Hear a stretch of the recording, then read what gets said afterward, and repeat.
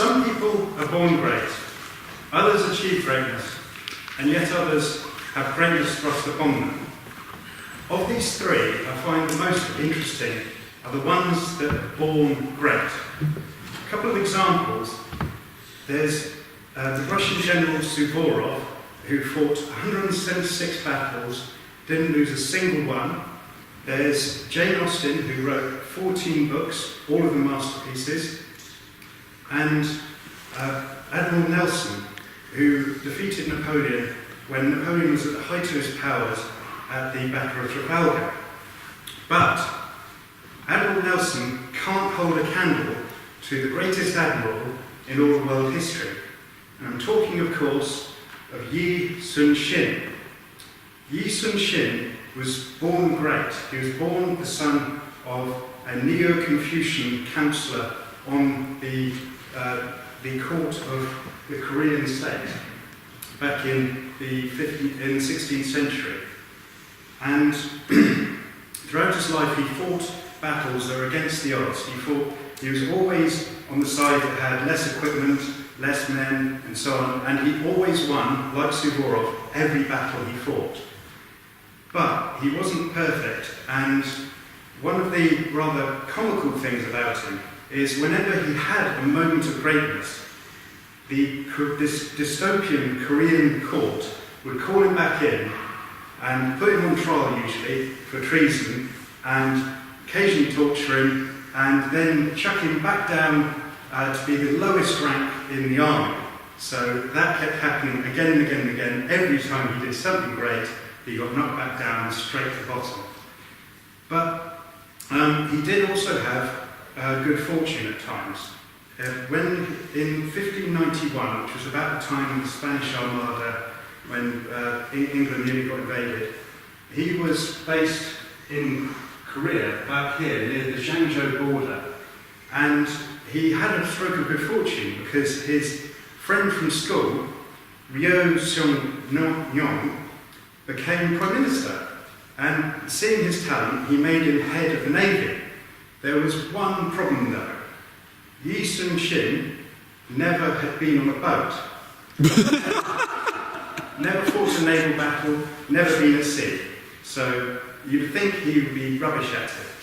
But he took to it with great gusto and designed one of the greatest ships in all of history. In fact, I would say the greatest. This is the Turtle ship, which Nick was telling me looks like it was a solar panel ship made by Elon Musk. In the 16th century, solar panels hadn't been invented yet. But it is a superb ship. It has cannons, 6 cannons on this side, 6 cannons on this side, and it has 2 cannons at each end. And it's the only warship that people know of that can't be outflanked. You can't attack it from any angle without being overcome. And there was only 10 of them ever made in all of history. And Yi Sun-shin made all of them. Truly is the greatest sailing ship ever created. Now, Yi Sun-shin was in the right place at the right time, because when just after 1591, in 1592, a chap called Toyotomi Hideyoshi invaded Korea, and he was really successful on land. He conquered Seoul, he went all the way up to Pyongyang, all the way up north. The court ended up in a tiny little village on the border. And Yi Sun-shin was in the Navy, so he had, to start off with, he had 43 ships, including some of these 5 turtle ships. And he went into his first battle with no naval experience, up against 50 ships.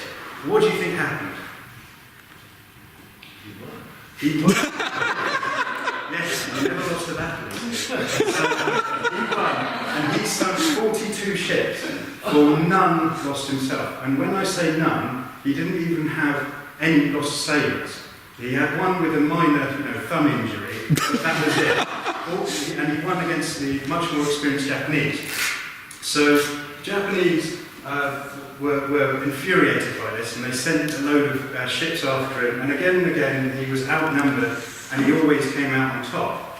And what he did is he wandered around the coast, destroying these Japanese fleets, And eventually the Japanese ran out of supply ships. And if you remember your Korean War, the Chinese, like in the Korean War, invaded from up north and kicked the Japanese back from Pyongyang, Seoul, all the way back to the southeast corner of Busan. But they weren't done yet. They had a trick up their sleeve. And what they did is they sent a letter to this dystopian court and said to them, I'm a general, my friend the general there, I'm now on the side of the Koreans. My friend the general is sending a new fleet of ships. It will be at this location here. All you need to do is send Admiral Yi to attack this fleet and sink it, and you will see off the Japanese invasion. But Admiral Yi saw through this ruse and didn't send a ship. And what the dystopian court did is they called him in, got back to Seoul, and said, and put him on trial in the middle of a war, a desperate situation. And yeah, they put him on trial for treason. They nearly executed him, but even though this is despite his friend still being the Prime Minister, but his friends in the court managed to save him. And so he ended up with being kicked back down the ranks and being a common soldier again. And someone else took over the fleet. Won Kyung took the fleet, and he had all of Yon Sun Ki's ships, all 156 of them, and he went to this location the Japanese said, and instead of coming across a small convoy, small supply fleet, came across 500 warships. And so he was totally, yes, I can't say the word, but yes, he was in deep trouble. And so that wasn't originally my speech. One Kyung, he lost nearly all the ships, all the turtle ships were gone. And he ended up with just 12 ships, and one he had in construction. So he ended up with 13 ships. And poor old Won Kyung, being dead, the Korean, again the Japanese invaded with 141,000 troops, and again advanced right the way the Korean Peninsula, with meeting no resistance pretty much. And so Yu Sung-chin was put back in charge of the Navy. But the next day, the dystopian court, being dystopian and all, decided that they would disband the Navy. And so Yu Sung-chin famously said to them, "Your humble servant still has 12 ships under his command, and he is still alive, and I will ensure that the enemy never takes the Western Sea."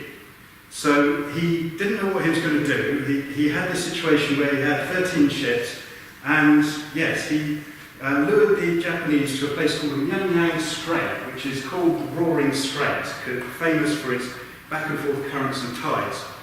And he lured the Japanese there, only to discover there were 133 of them, with 20 support ships. So he was outnumbered either 10 or 25 to 1. Now, I want you to think on this and picture it in your head. If you're outnumbered by that many people, 25 to 1, okay? It's rather like that scene from Kill Bill, where Uma Thurman takes on 88 ninjas at once and beats them all. But, unlike, as I said, he's without his treasured warships, and just as Uma Thurman had this Hattori Hanzo sword, he didn't have that. He was like that story in Blackadder, where he's left fighting with a very sharp piece of melon. So, yes, he was up against 133 ships. What do you think happened? You won. Yes, again, you see, I gave you the answers at the start. You won. So his 13 ships managed to beat all 133 ships at the Battle of Pyongyang Strait. It was his greatest victory, and the Koreans named him the Martial Lord of Loyalty for this. And what I'd encourage you to do is to look up the Battle of Noryang, the last battle he fought, because like Moses 2,000 years before him, he and Nelson 200 years after him, he died in this last battle. He didn't see the fruits of his victory at the end. And this is why the Koreans still celebrate him to this day. What I was going to finish with is just saying there are some people who are born truly great, and I think Yi Sun-chin is one of those people. Thank you very much.